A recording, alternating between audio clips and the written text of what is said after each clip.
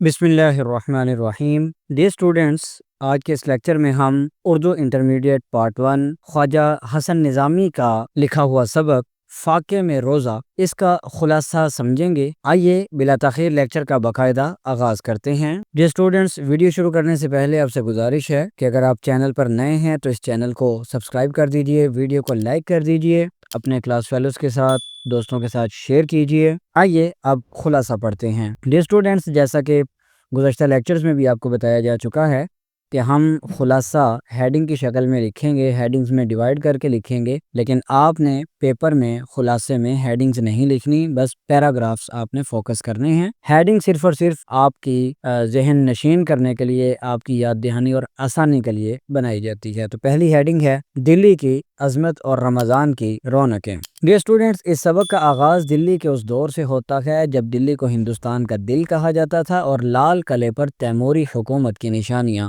बाकी थीं। रमज़ानुल मुबारक का महीना था।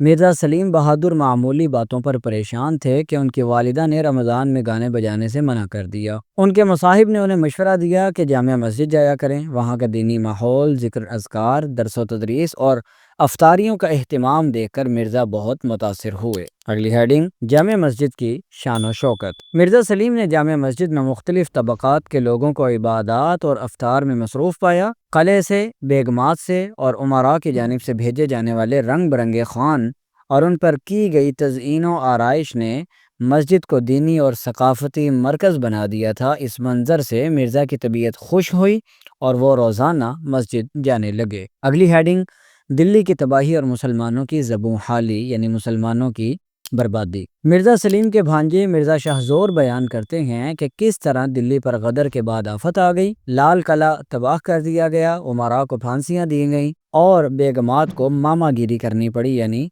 नौकरी करनी पड़ी, नौकरानियाँ या घरों में काम करने लग गईं। वो जामिया मस्जिद अस्तबल बन गई। अस्तबल कहते हैं जहाँ घोड़े बांधे जाते हैं। तो जामिया मस्जिद जो कभी पुर रौनक हुआ करती थी, आज वो उसमें घोड़े बांधे जा रहे थे और इबादत की जगह चूल्हे, घोड़े और सिपाहियों ने ले ली। बाद में जामिया मस्जिद वापस मिली तो चंद गरीब मुसलमान बग़ैर किसी रौनक के इबादत में मशगूल थे, और ज़ाहिर सी बात है कि जब वो गरीब थे तो फिर वो अफ्तारियों की रौनकें कहाँ से आनी थीं। अफ्तारियों का एहतमाम तो उमरा और बेगमात किया करती थीं, लेकिन अब चूँकि गरीब लोग मुसलमान मस्जिद में उनका आना जाना था, तो लिहाजा मस्जिद के अंदर अफ्तारियों की और रमज़ान की जो रौनकें हैं वो ख़त्म हो चुकी थी। मिर्ज़ा शाहज़ोर की हिजरत और दुख भरी दास्तान। मिर्ज़ा शाहज़ोर बयान करते हैं कि उन्होंने किस तरह अपने वालिदा, बहन और हामिला बीवी के साथ दिल्ली छोड़ा। सफ़र के दौरान गोजरों ने हमला करके सामान लूट लिया।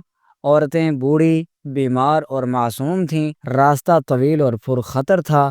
बिलाखिर वो एक मुसलमान गांव पहुँचे जहां कुछ दिन के लिए गंवारों ने, यानी उन देहातियों ने, उनकी मदद की। अगली हेडिंग गरीबी, मेहनत और अजनबी हालात। गांव वालों ने मिर्ज़ा को खेत की रखवाली का काम दिया और उनकी औरतें कपड़े सीती थीं।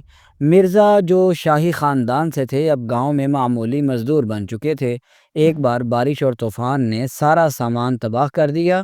उनकी बीवी सख्त बीमारी में मुब्तला हुई और उसी हालत में वफ़ात पा गईं। ज़कात और माल की गैरत। बीवी की वफ़ात के बाद रोज़ी की तलाश हुई। गांव वालों ने थोड़ा आटा और कुछ रकम ज़कात के तौर पर दी।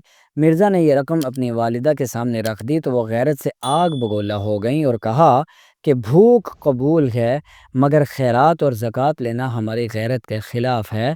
ताहम हालात के हाथों मजबूर होकर उन्हें ये सब बर्दाश्त करना पड़ा। और डियर स्टूडेंट्स, आखिरी हेडिंग देखें, वापसी, वालिदा की वफ़ात और ज़िंदगी की तल्ख़ हकीकत। डियर स्टूडेंट्स, रमज़ान का महीना मुश्किल से गुज़रा। मिर्ज़ा कहते हैं कि रमज़ान का महीना मुश्किल से गुज़रा। 6 माह के बाद वो दिल्ली वापस आए, जहाँ मिर्ज़ा की वालिदा इंतकाल कर गईं और बहन की शादी की गई। आखिर में मिर्ज़ा शाहज़ोर बताते हैं कि अब वो सिर्फ 5 रुपये पेंशन पर गुज़र बसर कर रहे हैं। डियर स्टूडेंट्स, आज के इस लेक्चर में हमने ख्वाजा हसन निज़ामी का लिखा हुआ सबक फाक़े में रोज़ा इसका खुलासा पढ़ा। अगले लेक्चर में इंशाल्लाह हम बाकी असबाक की तरफ बढ़ेंगे। तब तक के लिए अपना बहुत सारा ख्याल रखिएगा। इजाज़त दीजिए। अल्लाह हाफ़िज़।